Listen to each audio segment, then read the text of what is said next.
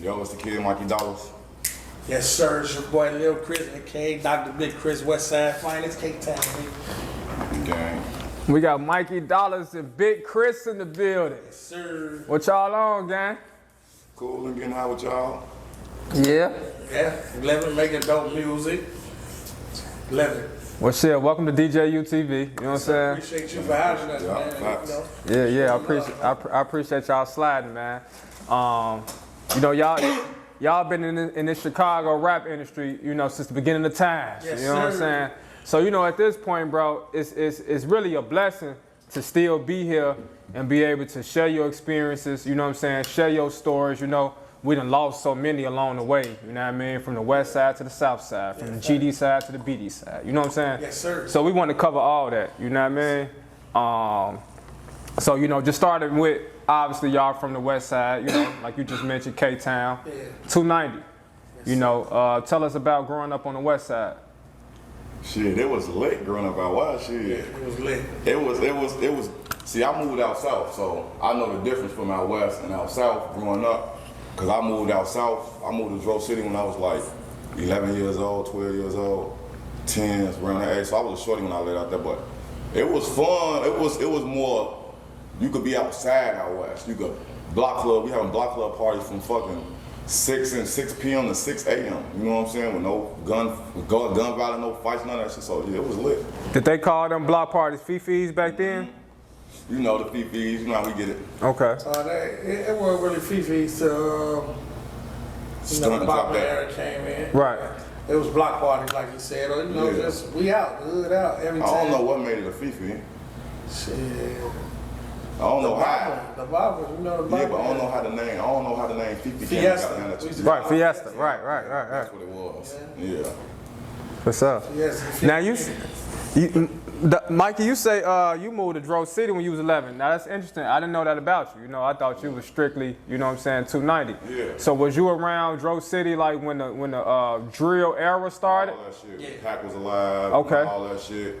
All the little Young Money shit, the Creek shit, and all that shit was going on. I was around that shit. Yeah. Okay, cool. Because, you know, a lot of people, well, you know, the drill done expanded to New York. It done expanded to the UK. You know what I'm saying? Yeah. So a lot of the fans really don't know what drill started from for real. They think about Chief Keef. They think about Lil Durk, Lil Reese. But if you really know drill, you got to take it to Drew City. You got to take it to Pac-Man, King Louis, right? Yeah. Pac was the originator. You know. Okay. Pac, before Pac died, rest in peace. He was really the one that started the drill. He was the one that started saying drill. Had the drill movement going to what a point where people didn't know what drill. At first, it was like, see, he was with LEP, so that's how it became bigger too, because they was at the time they was doing that shit. So, Right. And he was with them, so you know he made the drill shit big. And then when it expanded from Drew City to all the other hoods, you know it got bigger and bigger. Right. So around what time did you all get involved in the music industry exactly? Shit, man, Mikey Dollaz, we grew up together since the damn first, second grade. We've been in the same classes, you know, playing ball together, winning championships, like state championships, playing basketball, ranked in the nation playing basketball. I don't even remember when. So I probably started rapping like 8-9 years ago. Yeah. Like, seriously, taking it seriously like 2012. Right. 2012, seriously. I've been rapping forever. Like, we always been rapping. But taking it serious. Taking it, like, seriously. You know, niggas was first starting. Niggas was God was just playing. Niggas just freestyling, doing shit. Yeah. 20, even really serious. So. 2012, 2013, you know, when you get someone to put up a bag for you, that's when it's serious. You feel? You can be, you know, we got our neighborhood partner to put up a bag for us, and then that's when it turned serious, like 2013. Okay. You know, right in with the movement, the MIC. Yeah, that's what I was going to say. That's what I remember about y'all specifically back in that time period. It was MIC, it was U2, and we missing Ill Will. So tell us about them days though. How did y'all become a trio? You know, we don't see too many trios in Chicago, right? We like he said, we all grew up together. You know, me and Chris, we grew up longer. You know, but me and Will was from the same hood. Okay. You know, so we all went to the studio. Will was doing music. I linked up with Will, linked up with Chris. You know, shit, these my homies I grew up with, so we don't link up on the music. We all just went to the studio one day with his big homie. It was his big homie. We all went to the studio one day, and his big homie had that bag, like it had how shit was looking, how the music sounded. So he like, man, let's do this. You know what I'm saying? Let's do this, see if it worked, and this shit, it came out good. We all from the same hood, it's just different blocks. Though, yeah. Like we all everybody in the K, it's a different fraction of G's and sets, you feel me? Right. In the same hood. And you know, our hood even used to be here too, you feel me? Yeah, we still. But we was always brothers. And the music stopped that shit, you feel me? See, when I was a shorty, I used to live in his hood. Yeah. We went to the same grammar school. Yeah. But my big brother and all these niggas was from the other hood. Yeah. And they lived over there. So I lived with my grandma and my big brother and them lived with my OG now. But my OG them lived in the hood. And I lived in their hood. So when shit used to happen, the older niggas used to try to get at them, and folks them used to have to stop these niggas, cause this they hood too. Mm-hmm. But I'm on a basketball team. I'm with these niggas every day. We but these my brothers too though. You know, even though they, you know how that shit go, bro. These my brothers. You know what I'm saying? We kids too, so we ain't really looking into that gangbang and shit like that. You know what I'm saying? Like these older niggas. Yeah, that was a little older than us. Our big bros and shit. And I bringing the music together, stopped that shit and brought the whole hood together. Yeah, the whole hood together now. And that's when them Fifis started. Yeah, facts. Okay. We all hang out together now, everybody. Okay. So tell us about some of the success you all had with MIC. Like I said, you know, we on the south side, so I can't tell you, right? Yeah. Back then, it was kind of like a difference in the music. Yeah. It was a difference in the music scene. You know what I'm saying? Out west had shit going on, out south had shit going on. You know, in Chicago, period, that's like two totally different worlds, you know what I'm saying? Yeah. But can y'all just share some of the success MIC was having? And MIC, tell us where y'all got the name from. That's Mike, Ill Will, and Chris? Yeah. Okay. Yeah, I listen. They come with the mic, you know, music. It makes sense, so. But, basically, growing in the game when Chief Keef first started, Dirk first started, we used to work with the Dreezys, the Tinks, everybody you can name, basically, you know, like, before it got outrageous, you know? Right. Yeah, we've been all came up with a good time. We had shows with all them and all that. Yeah. We used to do with a good time. We was buzzing. We had like free deals on the table, you know? Right. And you know how the Chicago shit go though, man. It's like there's so much mixed up with the gang shit. We can't be a unity, you know. So it's really a different tone for us. Definitely for us being from out west, you know.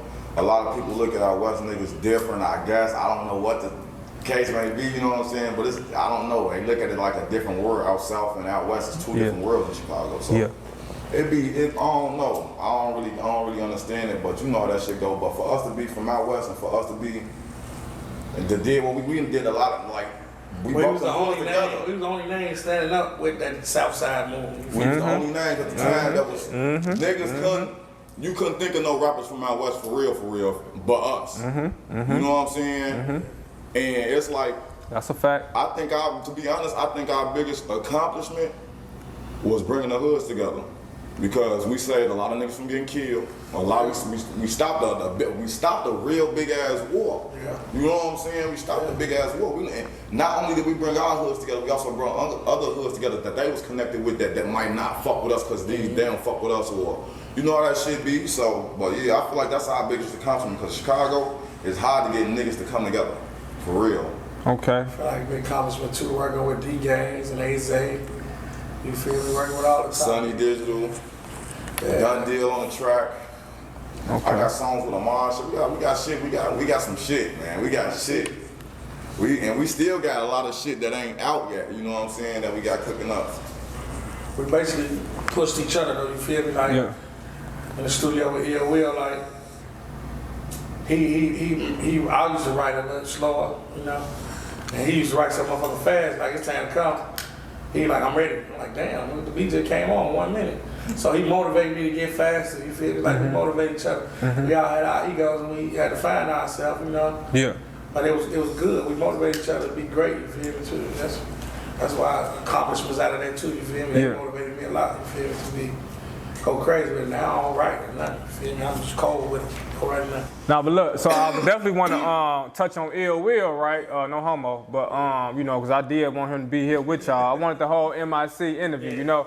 But can y'all tell me the role he played in MIC and how important he was to y'all movement? Shit, he played the same role we all play. We all 50-50 in this shit. We all, you know what I'm saying, on the same page, you know what I'm saying? Like we help each other out. It ain't no bigger person, you know what I'm saying? No big ass, big U's. We all together. So he was our baby bro though. He a young goat. What? Tell us what were some things he brought to the table. You know, he got some plugs. Or bring. He a different fan base. You know, we all bring. That was the good part about it. We all had different fan base, bro. We all had our own fan base, and we all had different. You know what I'm saying? Opinions to shit. So. Right. Drive his way to ability to write music so fast. You feel me? Mm-hmm. That's what I like about him. And you know, we had egos too, cause you know, my big homie from my block, I love him for life. He took a liking to Ill Will more. You feel me? So he used to do a lot bit more stuff for him. You feel me, than us. So we young at the time, we ain't like it, you know. Like damn, bro. Jealous of our brother. Our brother used to tell him too, like man, bro, you treat them me better than them.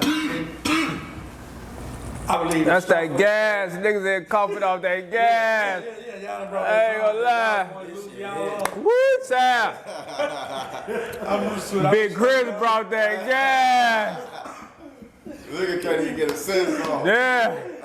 These coughing their lungs up, man. Yeah. Well, go ahead. But like we were saying, yeah, with Willie, you know, like I say, my big homie took a better liking to him, so it drove us apart a little bit. I believe he'd have played it out equal in the beginning. We'd have took off further too, but you know, but we was younger. But you know, we come back together and we stronger than ever. And gotta found our swag, you feel me, to go together where we fit together. Cause sometimes I used to have to follow their flows. I didn't want to be the pull up with the Glock 30 rapper, shoot the drill rapper. You feel me? I wanted to harmonize. You feel me? And do shit like that. So we was on some straight game. But now I found a way to do that shit on the record with them anyway. Cause I found myself, no matter what record I'm on, I'm still gonna slap my tune on that bitch and do me. Right. But that's how they helped me. They helped me switch up my style. I was straight gang banging, but you know, when I got folks and they helped me out, like it made me start doing different Folks music. got whole R&B tapes with Dreezy. Yeah, I got R&B tapes. I got EDM music. You know what I'm saying? I got some shit. You got R&B tapes with Dreezy? Nah, I mean it's a you got a mixtape. It's called Business and Pleasure. Okay. It ain't no R&B tape. It's a all compilation mixtape. It's raw as fuck though. It's raw as hell. That's what's up. That's what's up. You know, Irv Gotti was just going crazy on his relationship with Ashanti. Yeah. You ain't never did that with Dreezy, Mikey Dollaz. Nah. She cool people. I still fuck with. She cool people. I still listen. You know, he made that drop out of school to pursue her music career. He ain't gonna say it. I said that.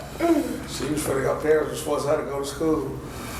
She talking like school and hung with him in the studio. Yeah. Yeah, she was doing her thing, you know. She wanted to drop out of school. I just helped her. High school? She was in college, okay. Actually. I just helped her. She wanted to drop out of school, but our big homie got to help her fund her. Yeah, our big homie was funding her. I'm telling him, man, she gonna blow. Put the bread up. Mm-hmm. He started putting bread in her too, but he ain't had her on no papers or nothing. You know Right. But yeah, that's how that shit went. So do you ever be like, man, damn, man?